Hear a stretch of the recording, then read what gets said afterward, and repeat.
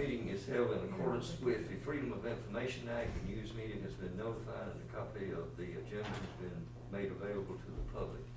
This meeting is open to the public, but with limited first come, first served seating due to COVID-19. All persons wishing to attend the meeting by virtual means may do so via YouTube, Sumter School District Board Meetings, and Sumter School District's Facebook page.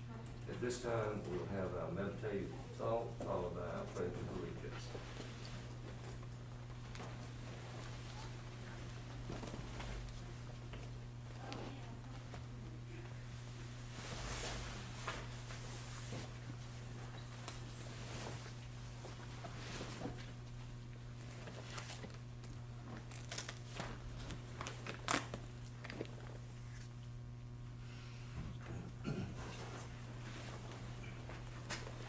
I pledge allegiance to the flag of the United States of America and to the republic for which it stands, one nation, under God, indivisible, with liberty and justice for all.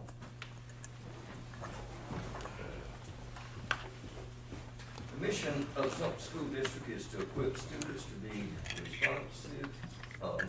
responsible. Can you see with my glasses on? They're fogging up. Responsible, successful, and productive citizens in a global society. Our vision: Sumter School District develops and cultivates competitive students who embrace diversity, act responsibly, and contribute positively to society. Mission of this committee: the mission of the Transportation Study Ad Hoc Committee is to ensure Sumter School District will provide transportation services that will allow opportunities for all children to arrive and depart school in a safe and efficient manner, while including the voice of all of our stakeholders. Also, our vision is to ensure all students enrolled in Sumter School District will be provided with transportation that is safe and sufficient while supporting staff with growth opportunities to achieve the mission set forth by the ad hoc committee. Our committee members consist of myself, Frank Baker, chairman. Also on our committee is Mr. Brian Austin, board member, trustee, and Ms. Cheryl Ray, board member, trustee. And we also have Ms. Teresa Sullivan. Thank you, Ms. Sullivan. I apologize. No, I'm sorry. Well, all right, it's gonna be a good night. We have it right. I was gonna say, I couldn't, my goodness, you look perfect from I couldn't see with my glasses on. Miss Alicia Case Rodriguez, I apologize. Yeah, it's gonna be a good meeting tonight. And joining us virtually, I believe at this point, is Miss Anita Hunter. Yes, sir. Is she the only one? She is. Okay. Other than Mr. Cropper and his team. Okay, and Mr. Cropper will be joining us. All right. However, our other subcommittee members are Ms. Devlin Collier, Ms. Denise Jones, Mr. Jason Johnson, Ms. Teresa Sullivan, Ms. Valencia Gray Williams, and of course, Ms. Rodriguez. And our staff members present tonight are Dr. Penelope Martin Knox, our superintendent, and Amy Hanson, our administrative manager to the superintendent and the board of trustees. At this time, I will call our meeting to order, and I want to thank everyone who's participating tonight, our audience that may be watching virtually, the public, the citizens, and of course our committee members that are here tonight. Appreciate you being here. This is an important task that has been put upon this committee, and we again solicit input from any and every corner of the constituents and stakeholders that we serve in Sumter County. Our agenda has been presented, and if there are no objections, the agenda will stand approved. Are there any objections? Okay, seeing none, our agenda will stand. Now, we have approval of minutes, and unless there are any corrections to be made, we will accept those as they have been given to us. Okay. Next thing is the Realignment Committee and Realignment Update Review of Draft Options, and this will be given by Mr. Matthew Cropper of Cropper GIS Consulting LLC. And also this is, tagline there is SumterRealignment.com. So at this time, we will turn the meeting over to Mr. Cropper. Thank you, Dr. Baker, and other ad hoc committee members. Thank you guys for being here and regrouping with us and going over continuing our work on the realignment. Tonight, what we'd like to cover are talk about some updates that we've made since the last meeting. We also have, as part of that, we've updated the last two options that we shared last meeting at our second ad hoc meeting for realignment. And now we're bringing forth revisions of those, which are called now 1B and 2B. Those maps I see are posted on the walls there at your site at the boardroom, and also these maps have been made available to committee members, and are also, all the materials are available online right now at SumterRealignment.com. And if you go to the October 28th committee meeting page or the section, scroll down, you see that, click on that, and you can see all the materials that we have prepared for tonight. And then basically want to just look at and talk about some of the things that we've done. We've got a couple different, a new way, we're going to implement a tool basically to score the options that I want to talk with you about, just to kind of look objectively at how the options are sizing up. And it really helps to committee members and even myself and anybody to really understand how the options are sizing up versus current, and then and basically with a focus on the criteria. And then as always, we want to get input from members of the committee as well as members of the public on adjustments that should be made, things that people have concerns about or that they like, that we can build on or make adjustments to if at all possible. I'm just going to keep on going, but I think that if committee members have any questions as I go through here, you can let me know, and I will also pause at certain points to make sure that I'm not going too fast and that committee has a chance to give us input and ask any questions that we may have. So just another recap, we are here because some of the objectives of why we're doing this realignment study. So just a little background, and I think everyone here knows, but this is also for the viewing public, which we're recording this. Other people may be watching this down the road. And so in 2011, the School District 2, which is the county, and the School District 17, the city, consolidated to become one district. The attendance areas have not been realigned since that consolidation, and so the prior zones, when they were two separate school districts, still exist today. The primary objective is to examine the district's attendance areas at all three levels, with a focus on establishing a feeder system that best meets the needs of all students in this county as best as possible. Really, the attendance areas have not been realigned, like I said, and there are inefficiencies that exist across the district in terms of transportation and also building utilization. So things for us to look at. We are doing this through a community-based process. We value open transparency here, and so we share all of our materials publicly and open the door for people to participate, provide input. And we have received comments from the start. We're still receiving comments from members of the public and also school board members and other people who stakeholders in this process. We're basically tasked to develop options for all three levels that best meet the realignment criteria. But we want to address those imbalances in utilization of schools and then the transportation inefficiencies that exist as students and communities. Try to establish zones that enable students to attend schools closer to their home, if possible, while adhering to the other criteria. So there will be times where students may be further from their closest school, but it's all done basically looking holistically at all of the criteria and trying to find a balance that works to best adhere to the overall criteria. This recommendation is expected to come to the school board in March of 2022.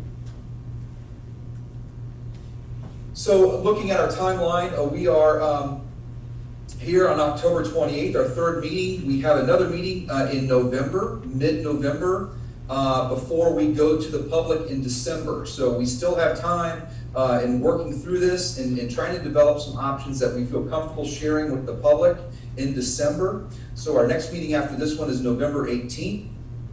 And then this is an update. You'll notice that the public information session now has 3 dates for the second and third public information session. So as part of our conversation with the school board earlier this week, there was a discussion about making sure that the public has an opportunity to look at the maps and participate and talk with people around the maps and just to maximize public input and viewability for people to be able to look at this and see what's going on. So in order to do that, previously we had a December 14th public information session that was scheduled to be virtual, but the school board has determined that instead of doing that, we're going to be in town. Our company will be in town on December 6th, 7th, and 8th, and we will be presenting at each of the 3 high schools on those 3 nights. And that will give the public an opportunity to come watch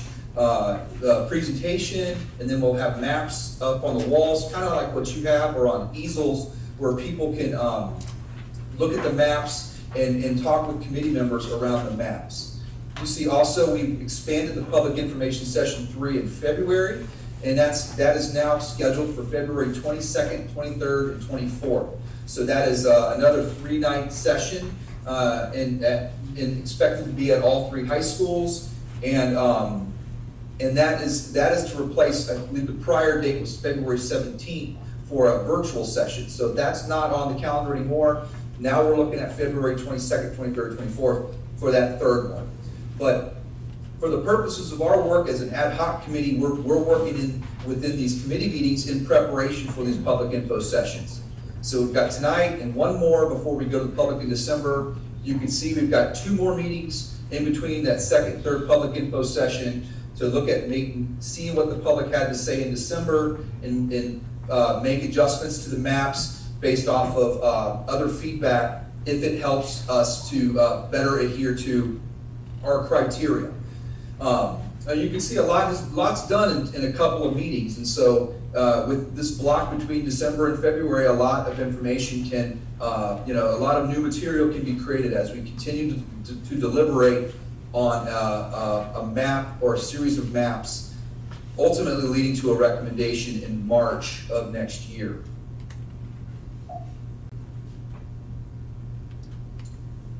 So some updates since our last meeting. We do have a summary of comments from the general public. We've posted those at sumterrealignment.com. I think there's maybe about 40 comments that have been posted on there. It started off a little bit slower, and as people started to hear, and as the school district has put out releases and press releases and used all of their methods to communicate with the public, such as social media and phone calls and things like that, and emails.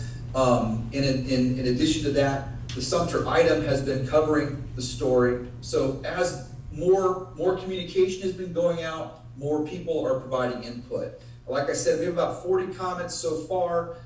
You can go onto the sumterrealignment.com and read these comments.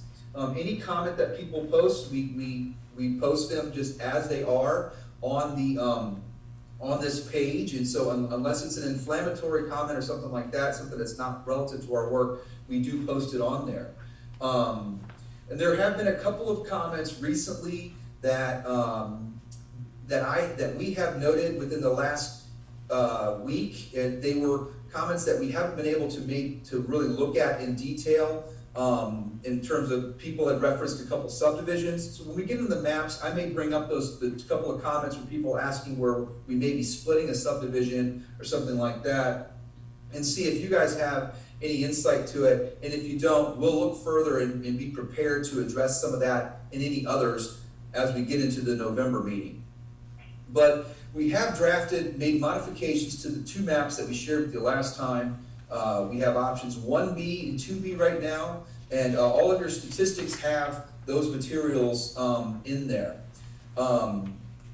We also did update the handout just yesterday. I believe you guys all should have the handout that has the scoring table included in the handout packet and things like that. And so that would be, that handout is the most recent one. It's also the most recent one on sumterrealignment.com. So we'll be talking about that tonight. And I have, we could show it on the screen and discuss some of our how the scores are working and methods for those. We also have our interactive map, croppermap.com/Sumter now has these new options on there. And then, like I said, some of the new data, we have calculated transportation distances, which is some really interesting information to see what the average transportation distance is for students within each zone, and then for current and for each option. So I'm excited to share that with you. It's really informative information, and you'll see that we are making good improvements in transportation, particularly at the high school level, where the zones are stretching furthest away from their schools. And so we'll get into that, talk with that. And then the option score chart is something I also want to share with you tonight. Let's see. Yes, my opinion.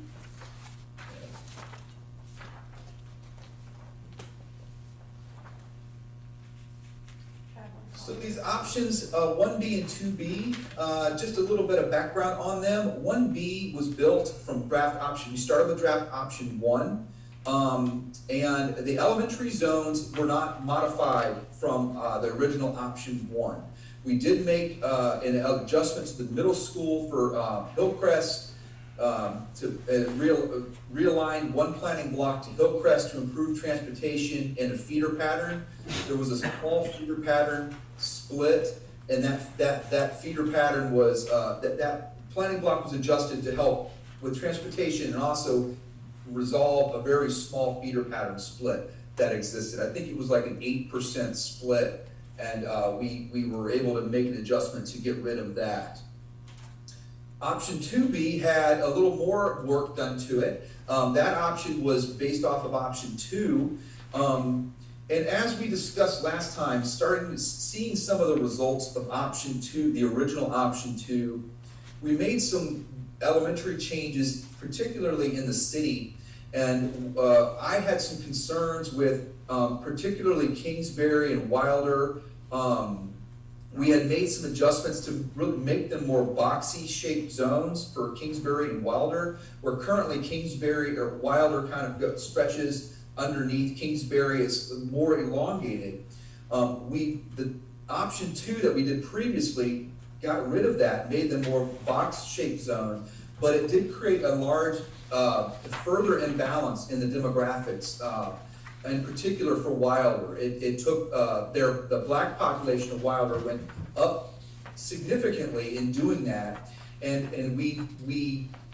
it was something that deviated us further away from that component, and it was something that I was not particularly comfortable with seeing the result of that. So what we've done in 2B is we have adopted the same zone configuration for 1B for Kingsbury, Wilder, and Millwood to really focus on all three or all of our realignment criteria and not to do detriment in a significant way to any particular criteria.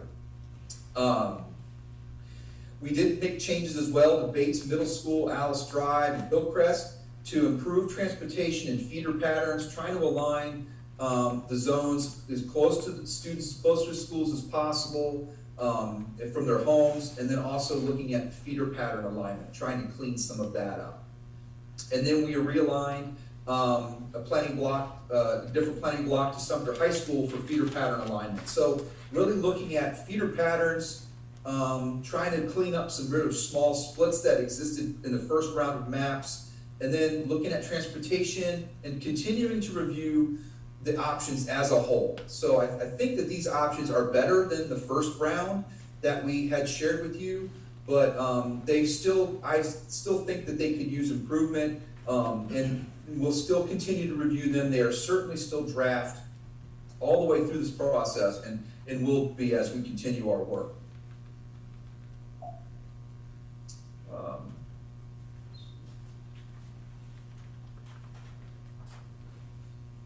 So let's talk about the transportation data. This is in your packet, and it's included in the within each section. The elementary, you'll see a transportation average distance table, and then for middle and high school, you'll also see the average distance in miles. So what we did with the GIS, with the Geographic Information Systems, we can look at every single student. That, remember, we map out all the students in your district, so we know where they all live. And what we've done is we looked at each zone and the elementary students living within each zone for the current in each option, and we calculated the distance for every student to their school based off of where they live inside each zone.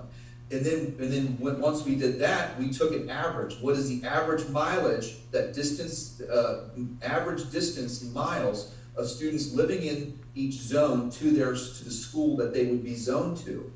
So if you look at the elementary, you can see that elementary hasn't had as much adjustment from what we're looking at as middle and high school.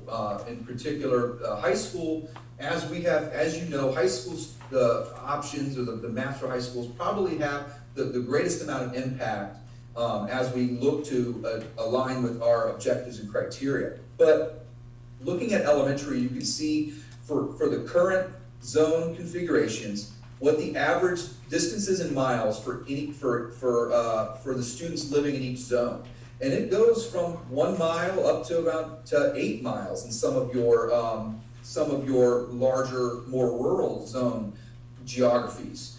And then if you look at the bottom, this is the figure that we look at, that we like to measure and look at. You can see your elementary zones currently on average students are about on average 3.58 miles from their school. In the options, option 1 and 2B, that goes up a little bit. It goes to 3.62 and 3.63 for elementary. So, you ask yourself, well, we're focused on transportation. Well, why is elementary going up? And it is a small amount. It's by less than a tenth of a mile is the impact at elementary. So I would say that it's a minimal impact. But one of the things that we observed in looking at this is what's really the one school that's bringing that up more than others is Rafting Creek. If you look at Rafting Creek, you see Rafting Creek right now is on average 4.28 miles students from the school. And in these options, that goes up to 6.1 in 1B and 5.58 in 2B. And this was done because Rafting Creek, as I had said previously, their enrollment was under 200. So in addition to looking at transportation, we're also trying to make sure that there's a healthy enrollment, a healthy number of students in each school. And so we added students to Rafting Creek to bring up their utilization. The result of that is it brings up their transportation distance by a mile, and in option 1B, it's almost 2 miles on average greater. So that's something that want to have a discussion with you. If you think Rafting Creek, if rafting is it, the question I have for the committee is it better to have over 200 kids, larger, to increase the enrollment at Rafting Creek so that they have a good, healthy enrollment that's comparable to other schools, but their students will be traveling further to get there, or should we leave Rafting Creek at the enrollment that it currently is, and without having an impact on transportation? it's a rural zone, and students have to travel a good distance anywhere to get out there to get to school. But that's something that I have an observation that really that Rafting Creek number is really what's bringing that average up, like as you see it. But again, it's only by tenths of a point, so tenths of a mile. So it's not substantially detrimental in terms of the overall average of students. So why don't we hold on discussion on that until we get to the maps, and I'll bring Rafting Creek back up, and we can talk about that when we get into the maps. But you look at the middle school averages, they are on average 4.53 miles to school, and then in these options they drop to 4.4 and 4.45. And so the distance to school for middle schools does go down.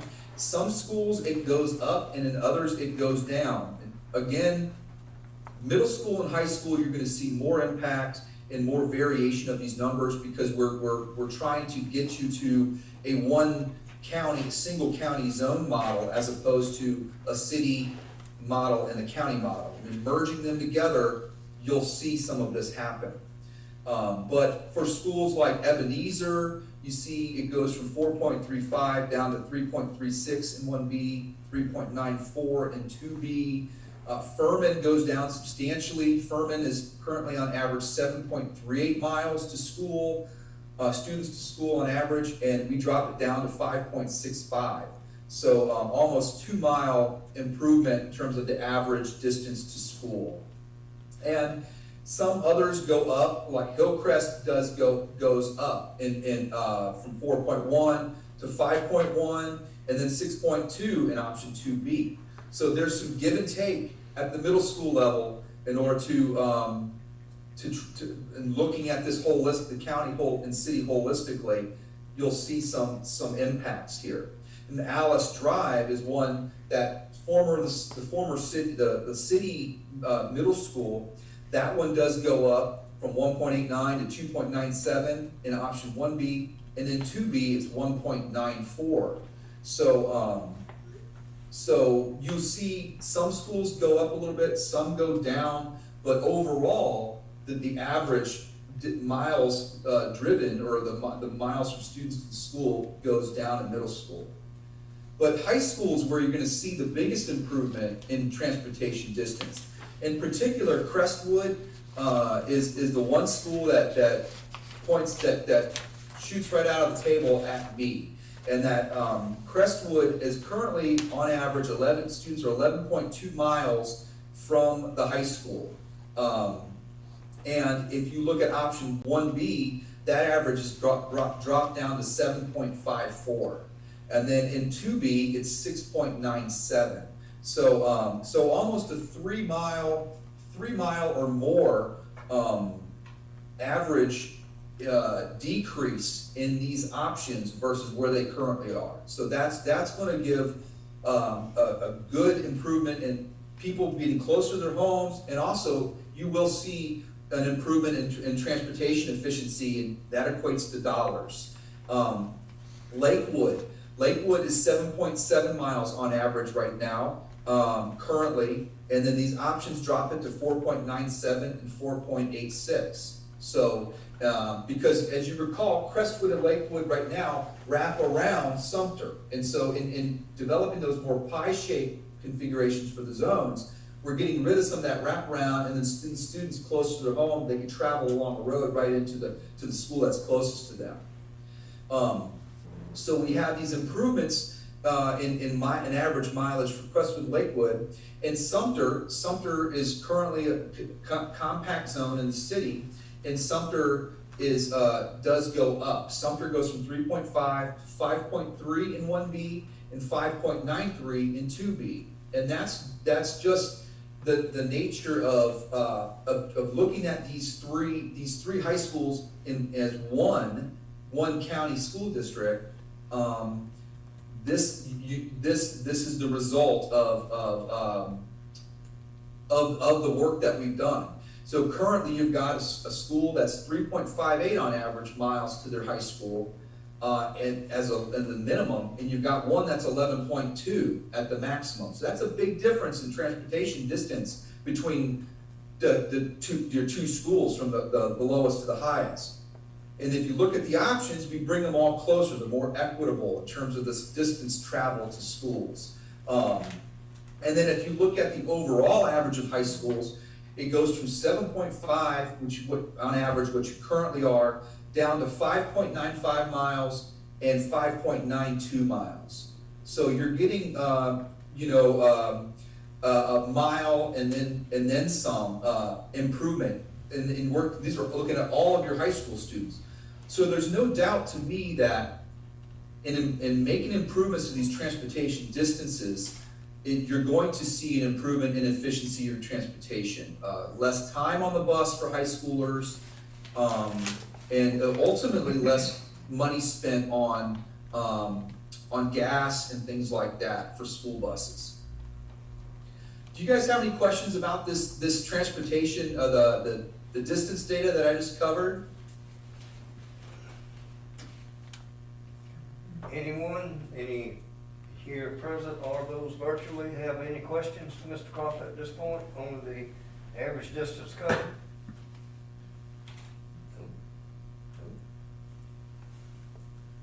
Anybody respond virtually? Yes, sir. Looks like nobody has any questions at this point on that, Mr. Crawford. Okay. So let's see if Ray Williams is also joined.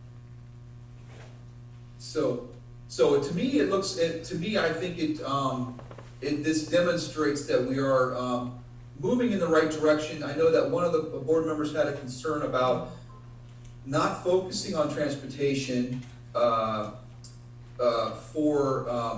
part of this work, but you can see that this data does demonstrate that transportation is a focus, although there are some gives and takes as we take this, get to a holistic county-wide model here. So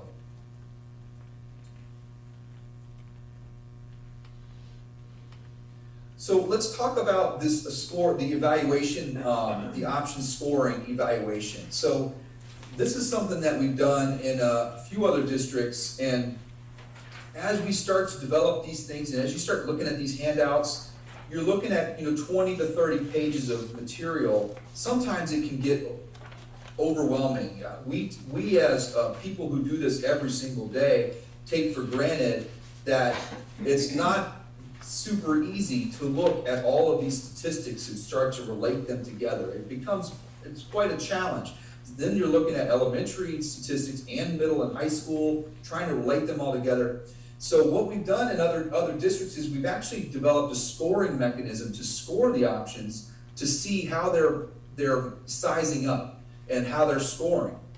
So what we've done is we've scored both the current options and the current zones and each option based off of these factors. We looked at student impact, we looked at utilization, we looked at average student transportation distance, we looked at demographics, and then we looked at feeder patterns. And we gave a score for the current zones and each option based off of these different components. And there's some methodology that's explained in the handout that goes over the scoring methodology and how we score them. And this is a reference key for you to see and look at it. So the way that we built this is that the higher the score, the better it's performing. And so when we look at student impacts, the one that impacts the least gets the greatest score, so they get 3. So what we've done is we've given the current zones a score of 3, because if you do nothing, you're not going to impact any students in this, so they'll get a score of 3. But then the one that impacts the second least will get a score of 2, and then the one that impacts the most students gets a score of 1. And then we've done that for elementary, middle, and high school separately. Then looking at utilization, we built it so that comparing it to the average, to the countywide average. So if a school, we look at every single school and their utilization compared to the average. And then, so if you look at, if a school in any particular option is within 0 to 5% of the county average, that's pretty good. We give them a score of 3. If a school's utilization is within 6 to 10% of the county average for like elementary, middle, or high school, they'll get a 2. If it's 11 to 20% from the county average, they get a 1. And then anything that's over 20% difference, higher or lower from the county average, they will get 0 points. So that kind of lets us see the higher scores for an option or for the current will show us where all the schools are relatively closer to the average. And as we looked at transportation distance, the data that I just showed you, what we've done is we've basically looked at the current, in each option, what is that average student transportation distance, and we rank them based off of mileage. So the one that ranks first, the one that's the lowest transportation miles, they'll get 3 points. And the one that's the highest mileage will get 1 point. So we rank them 1, 2, 3, and then we'll give the first one 3 points. Again, with the mechanism of the greater the points, the better it's performing. And from demographics, we looked at anything that's within 0 to 5% from the average. The same thing with utilization. 3 points from 0 to 5, 6 to 10 from the average, we gave it 2 points. 11 to 15, we gave it 1 point. And then anything that's greater than 15% in demographics from the average, they get 0 points. And then looking at feeder patterns, we basically looked at anything with greater than a 49% feeder pattern continuity, they'll get 3 points. Because if you have to have a split, it's better to have it be that like a 50-50 split. If you get to if it's a split that's 25 to 49%, you'll get 2 points. Anything under 25%, we only gave it 1 point. And that shows us where there may be inefficient splits and things like that. We've also accounted for the feeders for the schools that feed 100% into a school. We gave that 6 points because you currently have all of your middle schools feed the high schools 100%. So we wanted to make sure that it was that we've scored this correctly to be able to accurately show you what the impact may be and give you some perspectives as in looking at this.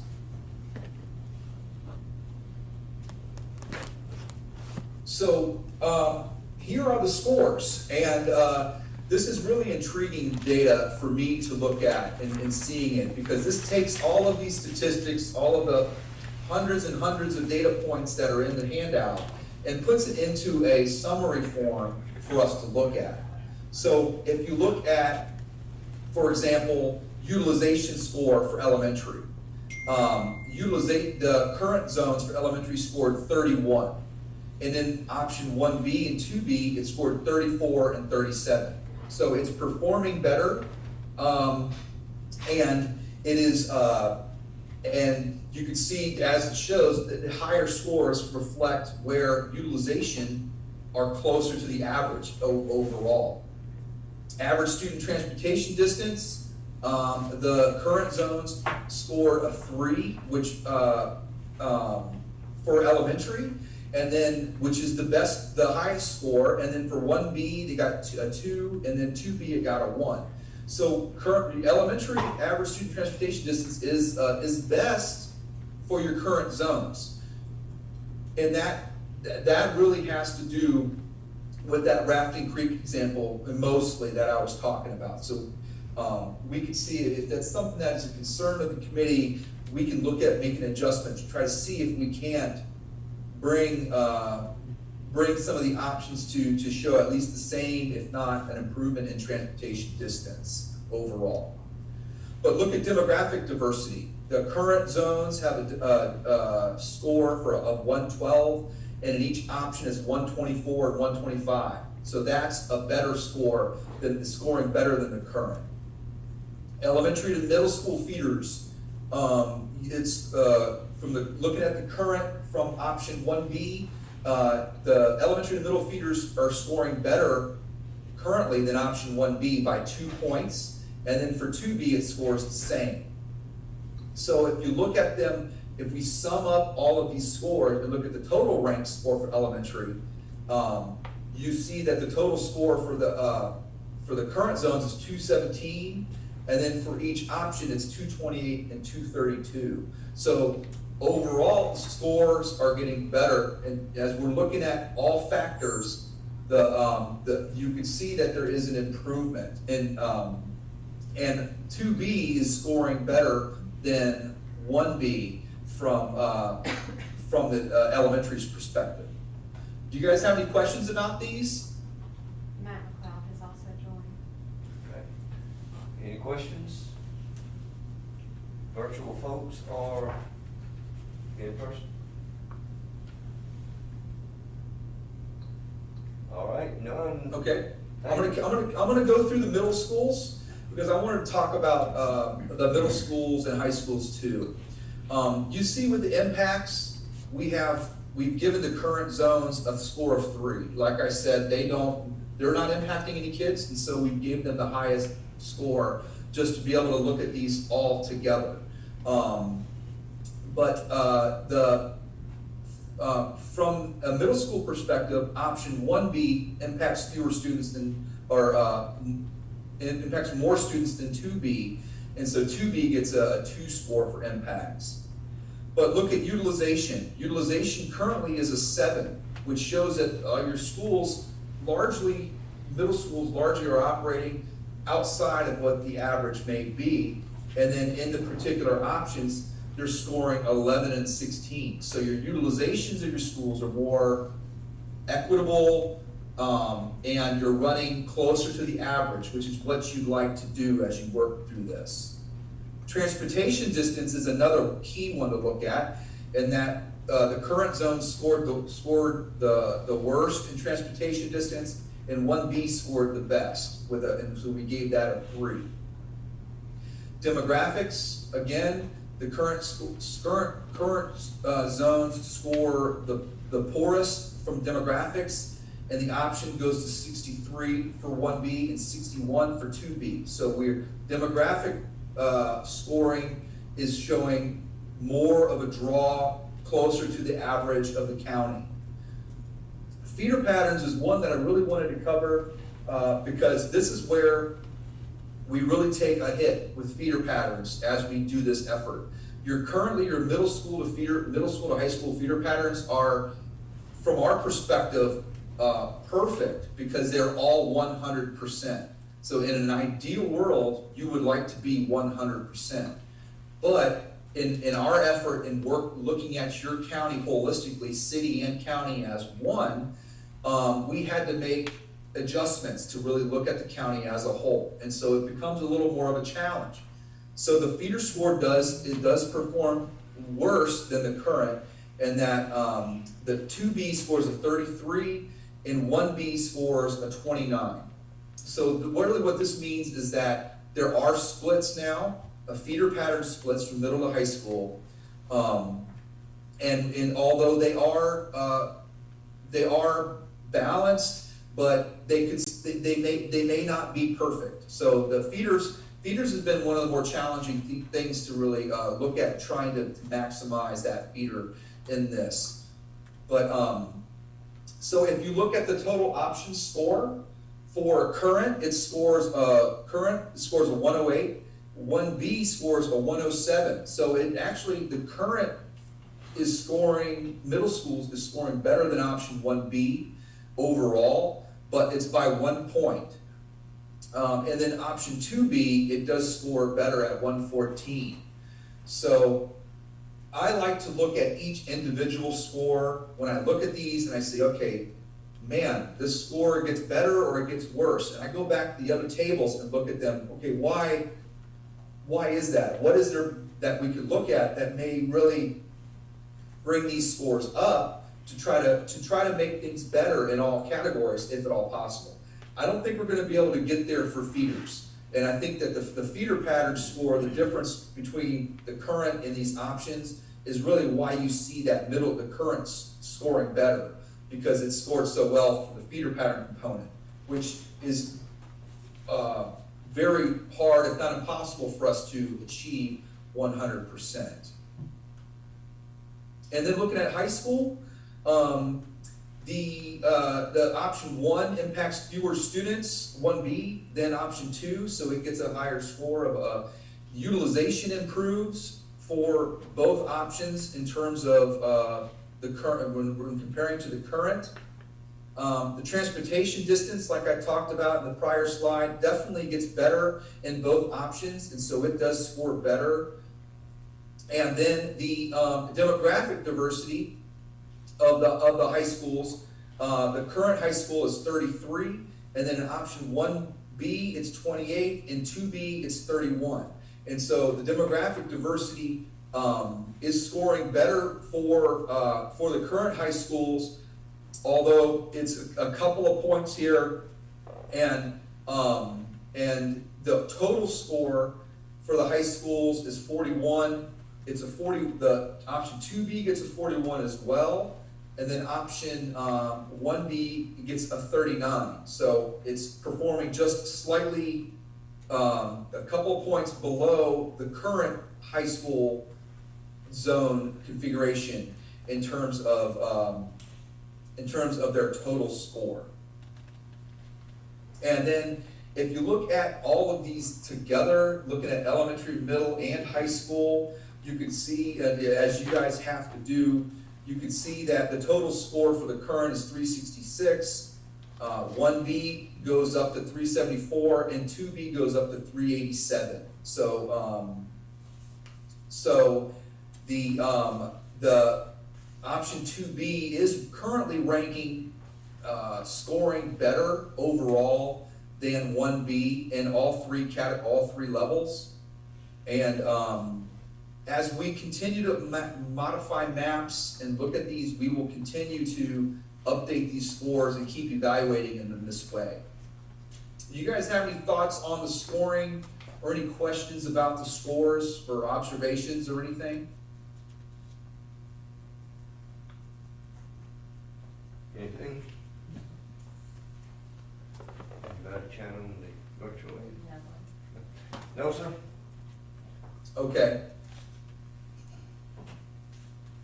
So I find this very helpful, and I think it will be helpful as well for members of the public as well as all stakeholders in this process.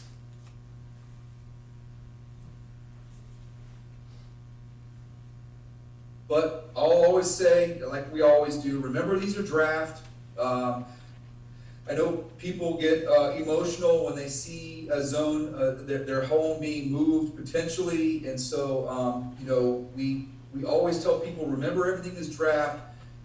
It's inevitable that someone's going to have to move in looking at what our tasks that we are faced with here, and that it's inevitable that people will be impacted, but there's still going to be draft all the way until the board approves a plan. And right now, we're really focused on developing maps that we can share with the public in December. Again, just to recap, all the information, look at the tables, look at the maps, kind of start to put things together. I think you guys are doing a good job of doing that as you work through it. Always understand how these options are supporting the realignment criteria and objectives, and that's really what we are doing in looking at them. And then always think about what ways can we improve alignment with the criteria and the objectives.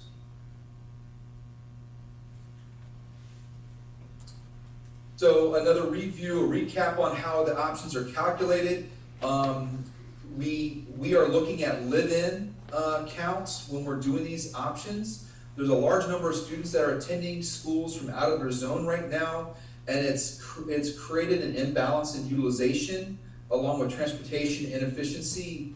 And so this effort is looking at assigning students back to their home schools looking at the demographics and the number of students and the distances of students living in the zones, and trying to make sure that they're equitable as possible from school to school. And that's really what our focus is looking at the live-in population. It's assumed that if you, and as far as our work goes, if you live in the zone, that's the school that you would be zoned to, but there are always exceptions to that, such as special programs or any type of special condition transfer in the district. And I explained this to a board member earlier on Monday, in that it's best practice to try to build zones based off students that live inside the area. And then on top of that, you can layer on transfers and things like that. And you can monitor and manage them appropriately so that you don't adversely affect a school by allowing too many transfers, but you have a good foundation within each zone that serves the school.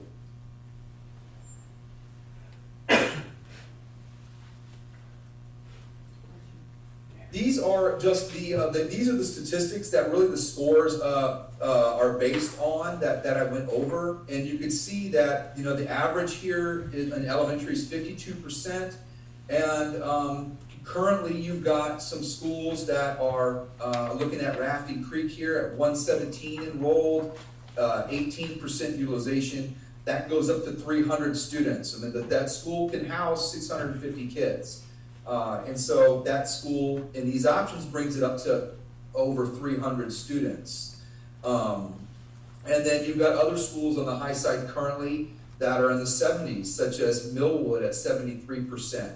We bring that back down to 58%, 500 students, where currently it's almost 700. So really looking at the number of students in each building as well as the percent utilization of each school, and focusing on making sure they're equitable in terms of both the number of students in each building as well as the utilization of the building. What's the percent full of the building?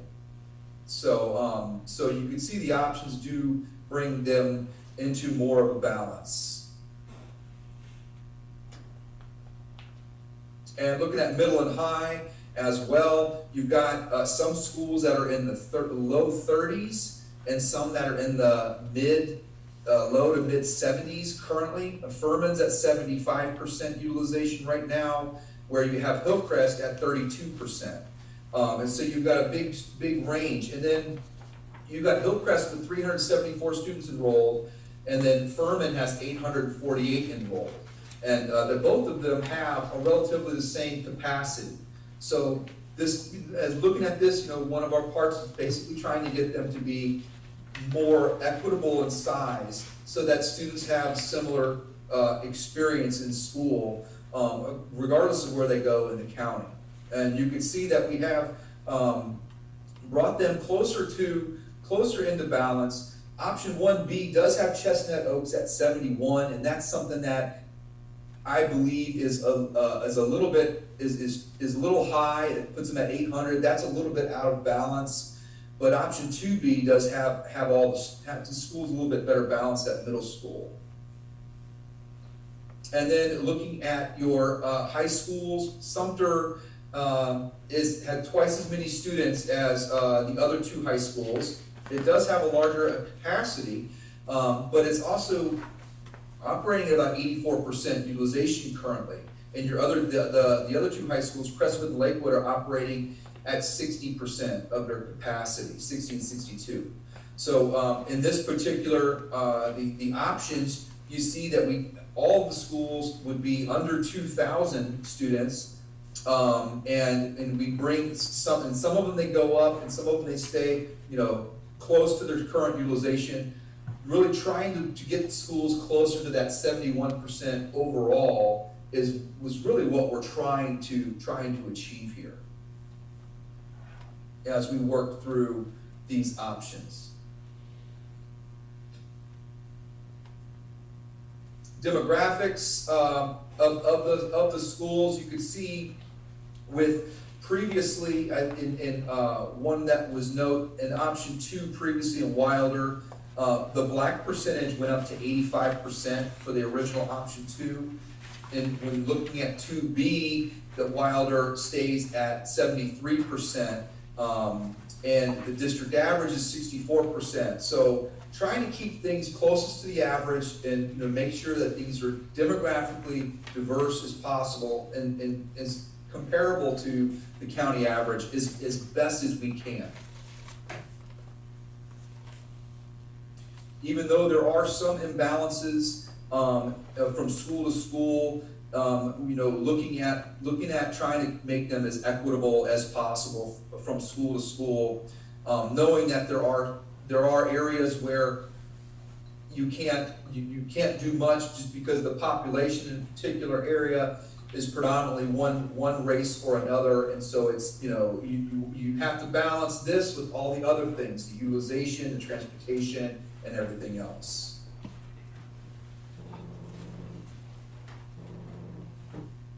Looking at your middle and high schools, again, trying to draw as close to the county average while also focusing on the other factors of transportation and utilization and things like that.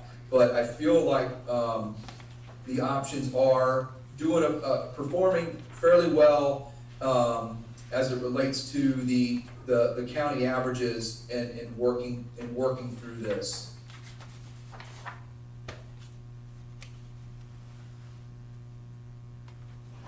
Impacts, here they are. You can see with the options that impact more or less students, and we're still looking at 2,000 students in high school 1B and 2,119 in 2B, and that's not a surprise to me because of what has to be done to resolve transportation. The issues of the former county zones wrapping around the city, making them more of a pie-shaped configuration is moving a lot of students, and it's going to be a change for this county. But it's something that needs to happen, and in the long run, it will. You'll see communities will start to adapt to the change and become acclimated to their school and really become passionate about their schools, as passionate as they are right now about their current schools.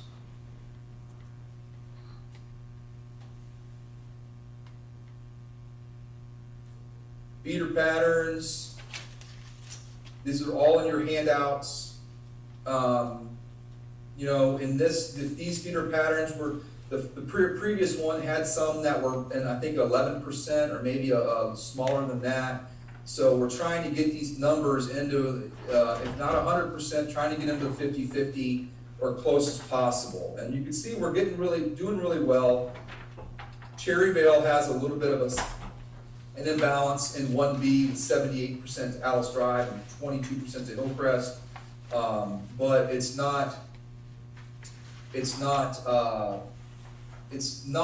that's not too much. I would say that's not prohibitive from our experience. 78-22% is not necessarily perfect, but it's not. It could still be. It's acceptable.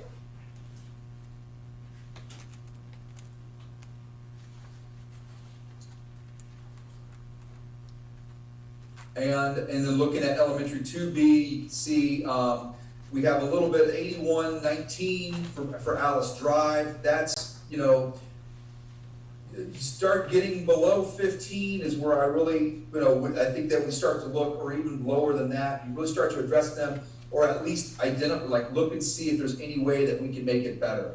And so there is somewhat of an imbalance with Alice Drive, and then about 19-20% would go to Ebenezer in option 2B, and then Willow Drive would feed 16% into Ebenezer, or 84% of it would go to Alice Drive in option 2B. So that's an imbalance that I don't necessarily like. I would like it to be better of a balance, and that's something that we'll continue to look at to see if there's any way that we can get that closer closer to a closer balance of, with the feeder patterns.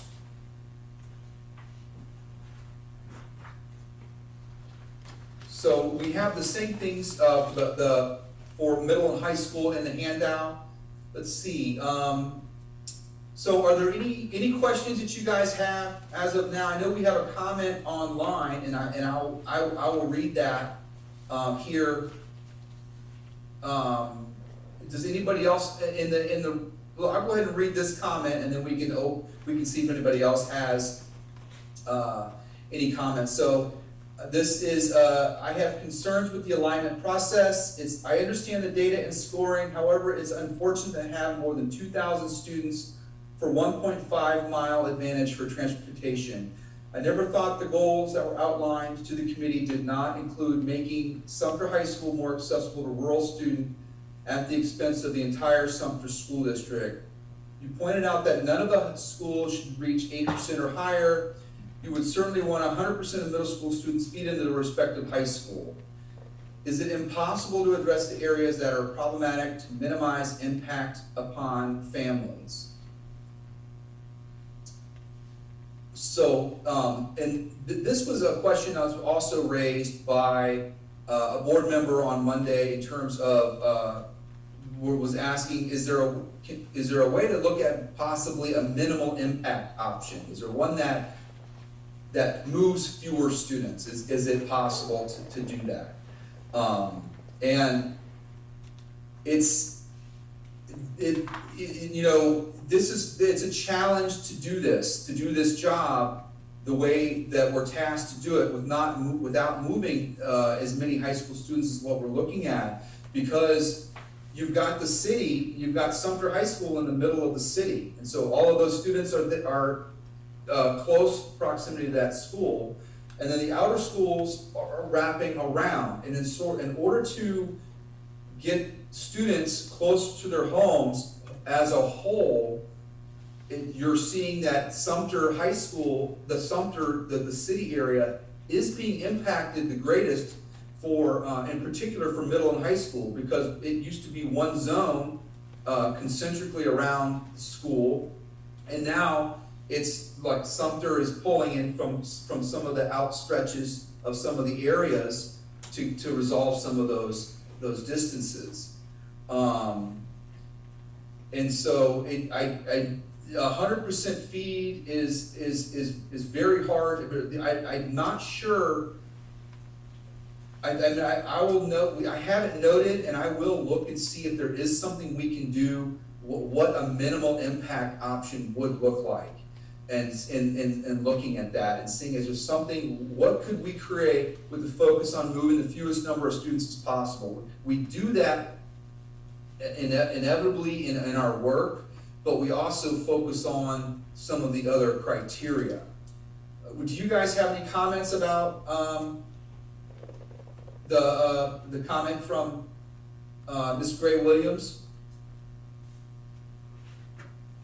Mr. Austin, Mr. Cropper has a question or comment.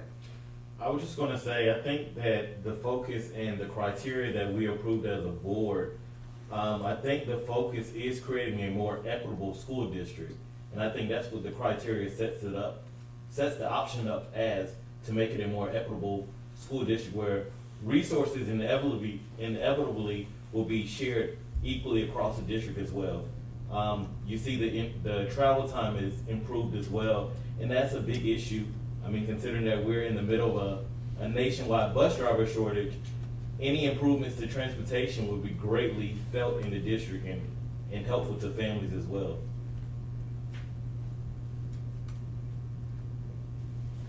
Ms. Rodriguez, Ms. Ray. I agree with what was there. I mean, the original goals that we set was to not necessarily make it easier per se on one or the other, but it was to spread it out equally, as you said. That was our original intent here, as well as to kind of look at what hadn't been done from the very beginning, so. And, this is gonna be hard, but we have to do this to make it a county school district. We can't keep it a city and county. That's, it's been 10 years now that we've been one district. And, it is gonna take some moving, and it will impact all those students, but, I agree that, you know, as we make these moves, people will get accustomed to their new schools and have the allegiance there that they have now. And I think it'll end up being much better for the school district.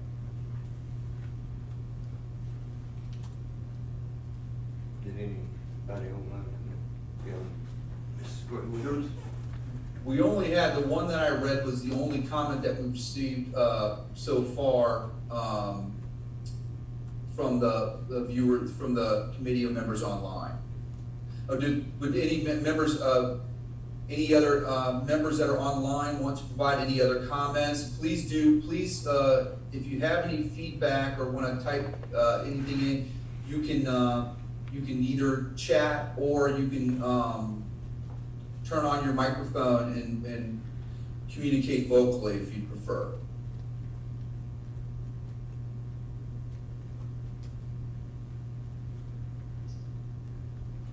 Okay, well, I'm going to keep moving on. It is noted that that the numbers of students impacted is definitely not sitting well with some committee members as we continue to work through this. Ms. Collier, did you have a comment? No comment. Okay.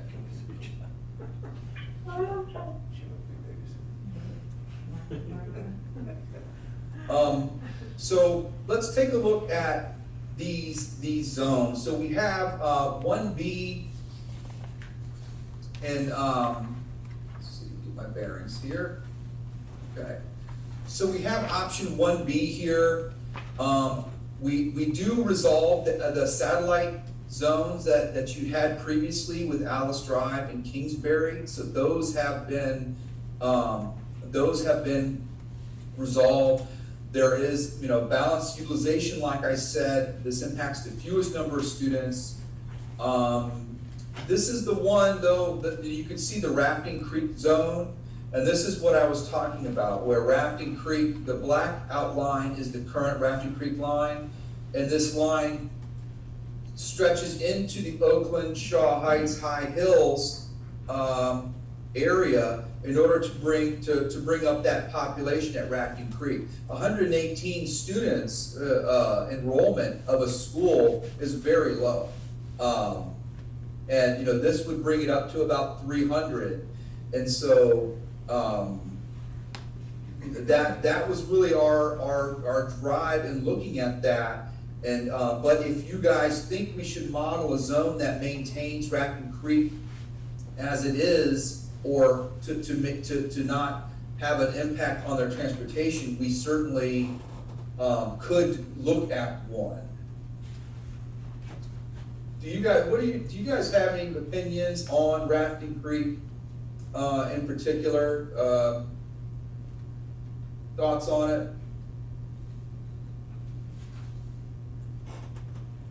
Well, I'm not surprised at that, Mr. Cropper, the way it's outlined. So I'm not surprised at all by the scoring in Rafting Creek having that impact.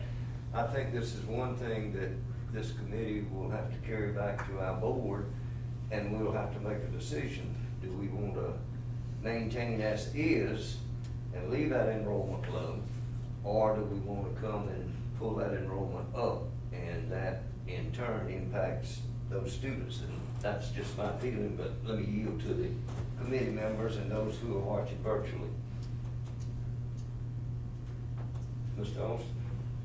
With the Rafting Creek piece, I think just geographically where it sits in the county, you're going to see that increase in travel time with any shifts to their attendance lines. And I think with both of the options, it only increases it maybe a mile or two at the most for students. But just geographically where that school is located at in the northwestern portion of the county, you're going to see that with any shifts in those lines. Yeah, we tried to keep it within, no further than, down than what we did, then we extended it to try to, looking at the major roads as communities and buses and things like that would travel along some of the major roads that feed off of that arterial highway that is there. And so we were trying to keep transportation in mind in looking at this, although, you know, the numbers do show that we're, overall on average, Rafting Creek is gonna be further, but they do get 300, they would have a 300 student enrollment.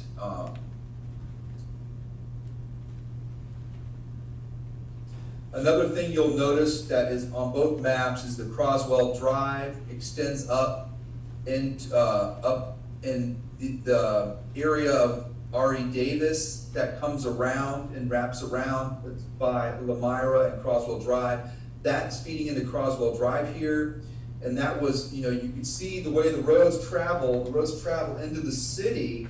And so those communities have a more efficient route to get into the city, into Croswell, as opposed to going over to R.E. Davis. And that was focusing on transportation distance here as well as the other factors that we have. And then you'll see also, we've done some things taking the bottom section off of Cherryvale and sent them in to Kingsbury and Wilder as well. In this map, and just so trying to keep looking at the elementary adjustments were you know, transportation focused mostly, and then with the utilization component for Rafting Creek.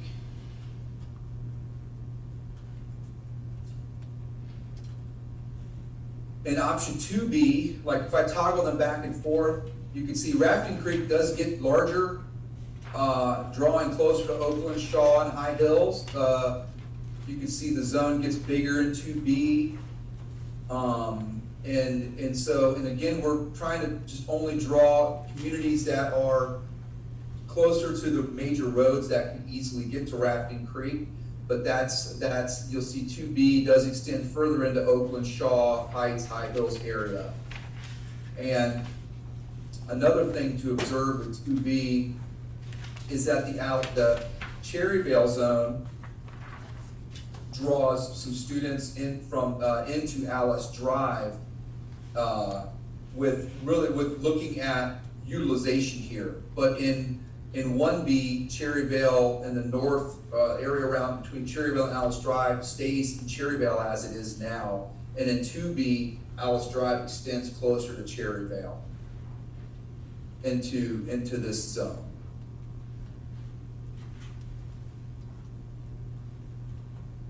And then let's take a look at middle schools. In 1B, you can see this northern part is Ebenezer. Currently, this is fed into Hillcrest here. And then Ebenezer doesn't really pick up more. It just stays. Ebenezer doesn't gain any, but they send some to Hillcrest. Furman had a lot of adjustments here that you can see. Furman wrapped around the city like I was talking about. So the northern part of Furman will feed into Hillcrest and out into the when you get out into the county areas. And then, but right outside of the city, some of this feeds into Alice Drive, areas that are closer to the city. And then those southern areas who moved out of Cherryvale into Kingsbury and Wilder, those would feed into Bates. And then Chestnut Oaks, this area that we moved to Croswell Drive, feeds into Chestnut Oaks for feeder pattern alignment, and also proximity and distance.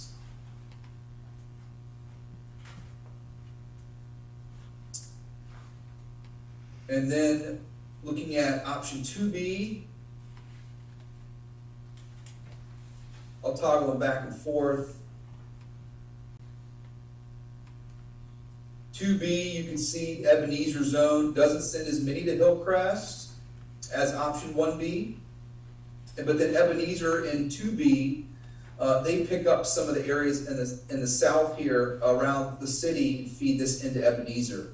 So there's bits and pieces of this that we can take as we look at this. If there's certain components of a school zone that you like or don't like, if you like the way option 1B looks better than the way option 2B looks in this particular school, we can start modeling those and start building hybrid models and things like that as well.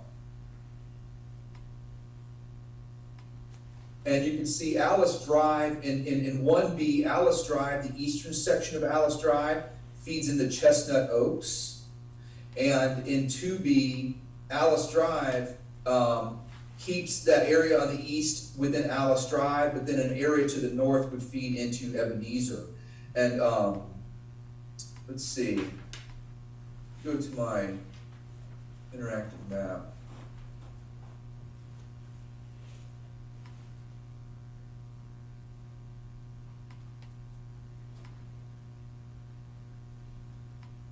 There were some concerns I heard from members of the public in between this meeting and the last meeting about not being able to see the streets on the maps and things like that. And I had communicated, the press had asked me about it because they had heard about it. And so I communicated with them about the different ways to look at and access the maps. And this interactive map does really give you a lot of detail when you start to come in further and see how the maps are shaped.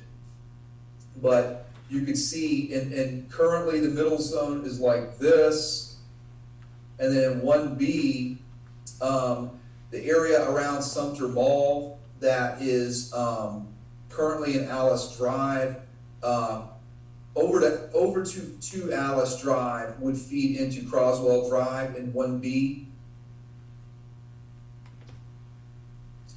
And then in 2B, that area around Sumter Mall, on the east side of Broad Street, over to, I believe there's a creek that runs in this area. Sumter Mall area would go to Hillcrest, but then the Alice Drive Middle School maintains the other communities that are further east over closer to Croswell Drive Elementary School. Mr. Crawford, may I ask you a question in regard Yes. to the concern about the clarity of the readability of the maps? One of the suggestions or questions that came up in our Citizens Advisory Committee meeting was there a way that we could have a setup where the parent could say, okay, I live in whatever street. Click on, and that would tell, okay, if I live at 1065 Broad Street, my child would go to elementary school A, middle school B, high school C, where that we would be able to just see what our address was and have it where we clicked on that and it would tell us, is there any way, a system or any program that you could do something like that? Because that question came up, or suggestion came up at our Citizens Advisory Committee meeting. Yes. So we have a lookup utility here that shows you there is an address bar. Let me close it out again so we can start over here to see where you would see it. When you see the map, there is a little, it looks like a spyglass, and that's where you can type and enter an address. So right now, if you typed in an address, you type in your address and then hit enter, it's going to go down and tell you where your school is zoned for. And so this shows you your current elementary, middle, and high school zone configuration. So Now, what we will do, especially as we get closer to the public information session, and I think it's time now we can go ahead and do this. And we will have it so where if you type an address in, it'll tell you where your current zoning school is and then where you would be for each option. And if you type in your address here, it's good to try to enter as much detail, the cities, and zip, city, state, and zip. But I think you could probably get away with just the name of the road in some cases, just to get it to show up and see if it just works if you just type in the street name. So if you just type in the street name for this one, it works for you, and it zooms into the area, puts a flag on the property the address that you just entered, and then you can zoom out and kind of see where that is, and then it tells you what zones you go. Right now, it's just showing the current zones. We will we'll expand this utility to show where they would be in each option as well, and then we'll give them a red or green notification. It'll say green if this address is not impacted by any realignment, and it'll show in red, it'll say this address is impacted by realignment. And that'll further help people understand by typing in their address there. Yeah, that's great. Any comments from the board on, committee on that? Cause That was what they asked for. that'll be a big asset, very, very, very, very helpful. So the next go round, you will have that set up. Yes, we will have that for the November committee meeting, and we'll actually build this, we'll go ahead and build it within the next couple of weeks to start doing this. So the community, as they continue to look at this, it'll start showing the notifications. Right now, they could zoom in on their address and see where they are, and I would just recommend that you turn off, you can see the flag still shows up there, and I just zoomed into the district office, but then you can start to see, okay, how does it affect it, turn on and off the different layers, elementary, middle school, and then look at middle schools, and then how does it look with middle options. You can toggle them off, and you can basically see your flag and how it changes, how the color, the background color changes or behind the flag would indicate if the current zone color changes when you toggle on the options, that's indicative of a change. But we will build the functionality to notify if they are or not impacted and where they would be in any particular option. Very good. Now, Amy, I see one chat there. Is that the old one or is that a new one? That is the old one. That's the old one, okay. Anybody saying anything virtually, Mr. Cropper? Let me see. No, don't have any more comments from the virtual attendees.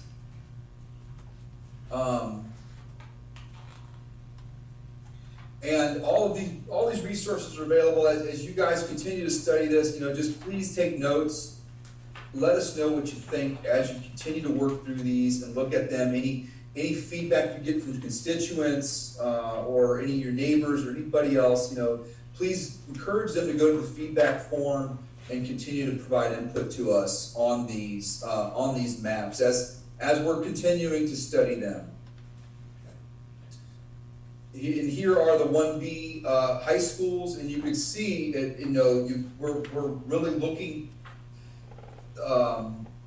from the center of the city zone that's configured around the center of the city is no more in these options, and we're basically looking holistically here. So Sumter is drawing from different areas in the county, where currently it draws from only the city, but everything, keeping all the other criteria in mind, we're trying to make these schools equitable as possible, and trying to give children an equal opportunity, equal type of environment in any building, regardless of where they are in the county, as it relates to the numbers of students and the demographics and the distance to schools and things like that, so that every school is as attractive as the next one.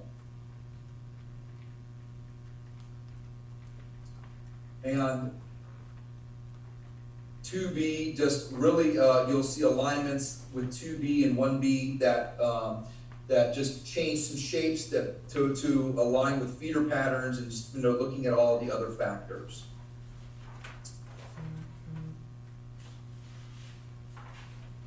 So, is there anything that I need to cover, or any questions people have about clarifications on the maps? You have a lot of resources and things to look at. Any other input or anything that you think that we need to bring back to you, other than what I've noted for the next committee meeting in November?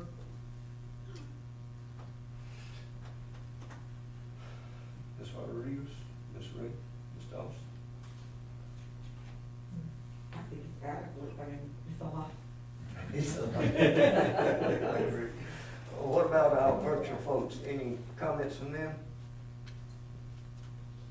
No, sir. All right, and I just want to yield to our superintendent for a second, because she's kind of sitting over here and we not yet, is there anything that you picked up on or want to share, Dr. Martin Knox, or suggestions that you may have? No, I just wanted to talk about something that we discussed as an ad hoc committee when it pertains to children in the movement. If Mr. Cropper can go back and discuss what we have put into place to make this as less disruptive as possible when it comes to when the lines are identified, how we plan to ensure that our students will experience the least disruptive moves or transitions. Yes, there is one thing that the board has determined or has approved is that part of our criteria is to allow students who are coming into their final year of high school or middle school or elementary, if they're coming into that final year, they have the option to remain at their school. So it's very common for districts to do this to further reduce the impact, immediate impact on students and families, particularly the ones that are at their schools right now, in particular those that are coming into their, just finishing off their years in elementary, middle, or high school. Those children have the option to stay at the school that they're at. They will not be rezoned or realigned, but they do have to provide their own transportation if they do choose to remain at their school for that final year. So if you're a high schooler, you're coming into your senior year, you can stay at your same high school. Excuse me, and the same thing for coming into the 8th grade. You can stay in your middle school or your K-8 building for that final year to just further reduce the impact. And then the district will, once a plan is approved, we will work with the district to make sure that they have all accurate data and information to inform communities and parents of them being impacted. And it's always very common for districts to do things when you go through an effort like this that does move as many students as we're moving. The district always does things to educate families about their new environment and invite families to the new schools to really see the community and see the school and to get comfortable with the new environment so that they are as comfortable as possible as in making this transition. Did I cover that? Did I miss anything, Dr. Martin Knox? No, sir, that's exactly what I wanted you to share with them. Thank you. And thank you, Dr. Baker. Mr. Austin? I actually have a question for Dr. Martin Knox. Okay. There has been a lot of conversation around the attend in but live out of zone, the number of students that attend the school but don't live in that zone. And a lot of conversation has been that is open enrollment. Do you have a figure on how many kids are actually a part of open enrollment as of now? I can get that number for you. I do not have the specific number for open enrollment, but I can get that number. And would that number be for this current school year? Yes, sir. Yeah, that's what we, Yes. yes, that's what we're looking for. Okay. I'm just very quiet tonight. It's not, it's not an easy process, and I know that, there are some, there was some, couple of other comments. This is 7:30, I know that we're getting close, but there was a couple other things that we're gonna to research on and see, if it's a valid concern. But there was a couple people, one comment provided from people online that we received over the last week was the Marlboro and Pepperidge subdivisions are split between Sumter and Lakewood. And they suggested possibly use the river, and both of those should be in Sumter, Bates, and Kingsbury, was what the comment said. So, do you guys know, people who are from here, do you guys know that area? Yes, but they said they referenced to the river? Well, let me see, I think we have a zoom to subdivision feature. Let me see if I can look at Marlboro. Over that Yeah, direction. but it's Marlboro's still- on one side of Kingsbury and Pepperidge is on the On the other other side. side. Marlboro Estates, here's Marlboro Estates right here. The zoom to subdivision, this helps me from Ohio, I can really key in on what we're talking about here. So here's Marlboro Estates, and then let's just look at the elementary options. So it's Kingsbury, that stays Kingsbury. In middle school, it's Bates, stays Bates, and then high school, okay. So I think this is the concern, is that this line travels down down the middle of the railroad here, that, in town, that crosses over Lewis Road and Kingsbury Drive, right near Kingsbury Elementary. We drew that line along the railroad, so this community it would feed into Lakewood instead of Kingsbury. That's the area of concern. And then let's look at Pepperidge Farms. Not Pepperidge Farms, just Pepperidge. Pepperidge Farms, you're gonna make us hungry. So Pepperidge Acres is here, and it's just adjacent to Marlboro Estates. It's the community just south of Kingsbury, and that's the same area that they had referenced. And I think that this creek down here is the Kane Savannah Creek. Yeah, Kingston Creek. That's the one that they were saying should be the dividing line, because that's a more ideal break for this community, for Sumter versus Lakewood. What'd you say? That's the right, That's gonna be the. And then there was one other one to bring up. So this is one that we're gonna research and look and see, look at this to see what it may or may not do. And then the other one is called the Village.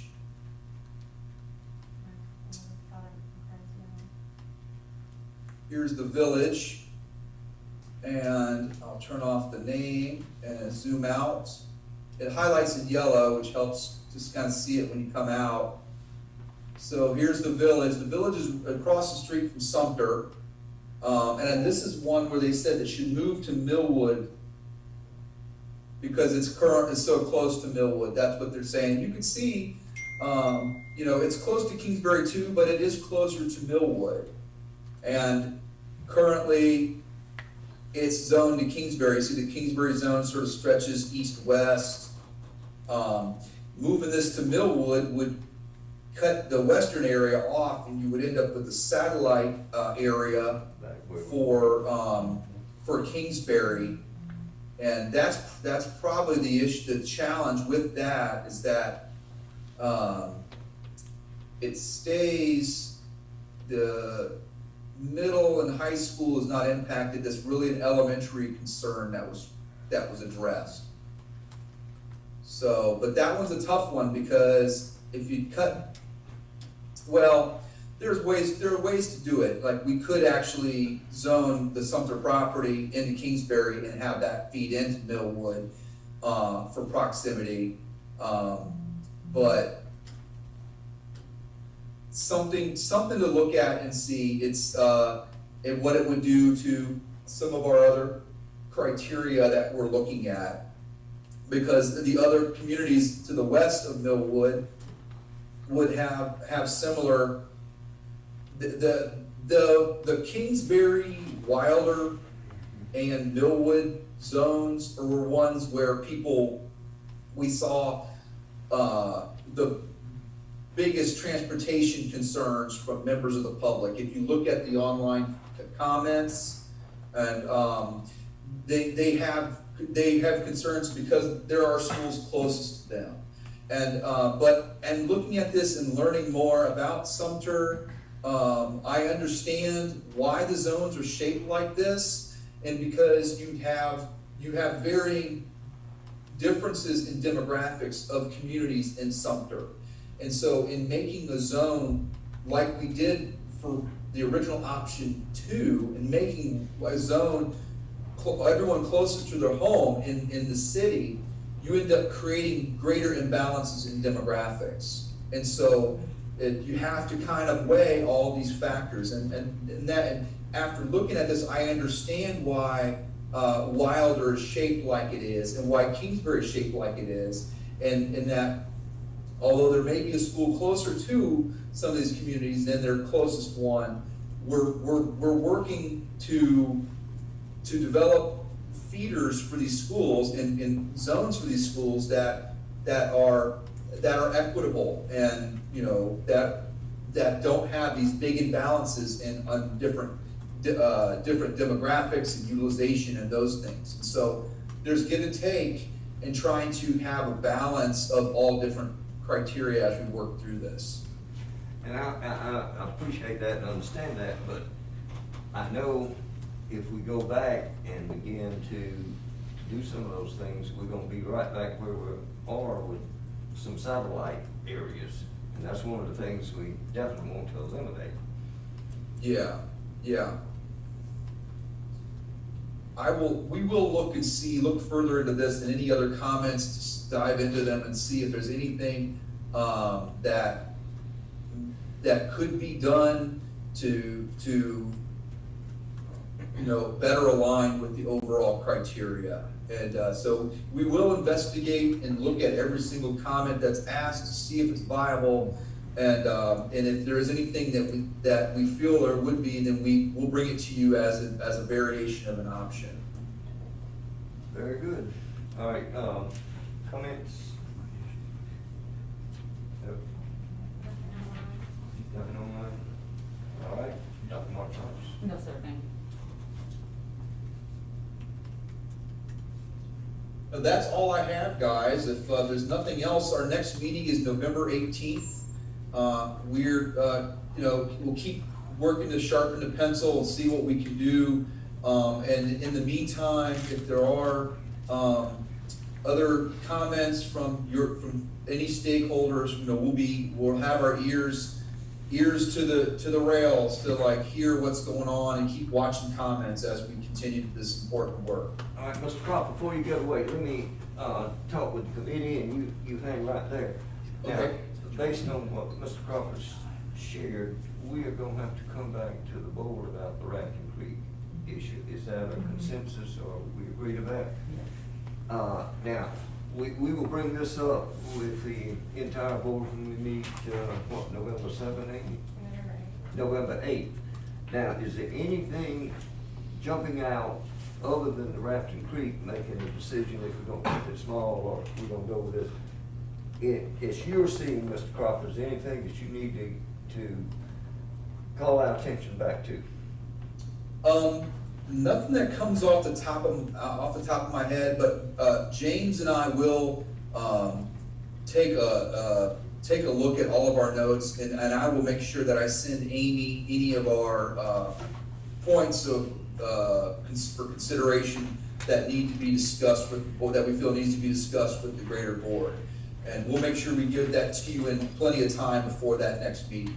All right, that sounds good. Any comments to Mr. Crawford from anyone? All right, again, thank you, Mr. Crawford. Thank you, sir. It amazes me the data you have collected and put together. It's just amazing. Thank you. It's, we value the opportunity to work with you guys, and just looking forward to continuing and getting this done properly. So thank you for your time this evening. Yes, sir, thank you. All right, I guess that brings us down to what, recommendations, and you're saying we want to carry the Rafting Creek Yes, thing, and what else, Amy? that was it. That was it. We will carry that to the board, and then I guess that gets us down. Any other comments, Dr. Martin, or No, sir. anyone? All right, well, that gets us down to closing the meeting. We doing that, it's not 8 o'clock yet, is it? All right. 7:42. All right, well, we will adjourn our meeting. At 7:42. Thank everybody for being here and contributing.